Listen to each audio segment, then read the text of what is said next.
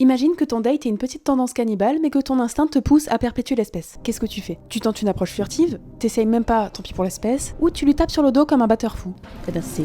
Bon, et A aussi. Les raisons de ce tambourinage sont pas encore bien comprises, ça pourrait être une manière de signaler qu'il n'est pas une proie, une stimulation pour l'accouplement, une distraction, ou bien encore sa manière de sonder si la femelle est un bon partenaire. Bref, il y a sûrement une autre raison que la performance artistique. En tout cas, ça lui a permis de compléter son accouplement sans une égratignure, parce que les mantes n'ont pas besoin de manger le mâle pour se reproduire, et elles ne le tuent pas non plus forcément une fois que c'est fait. En fait, si la femelle est bien nourrie, et a fortiori si elle est en train de manger pendant l'accouplement, il y a de bonnes chances pour qu'elle le laisse tranquille. Et c'est même ce qui se passe la plupart du temps en captivité si on fait attention à ces critères. Dans la nature, c'est un peu plus difficile parce qu'il faut que le mâle trouve une femelle qui sont en train de manger. Mais en captivité, on peut leur donner les meilleures chances de survie. Par exemple, dans cette étude qui a été faite sur une autre espèce cannibale, 40% des femelles qui ont été peu nourries ont mangé le mâle au moment de l'accouplement, contre seulement 3% des femelles bien nourries. Bref, vu la taille de son abdomen, elle est probablement en pleine formation du nootech, je vous tiendrai au courant.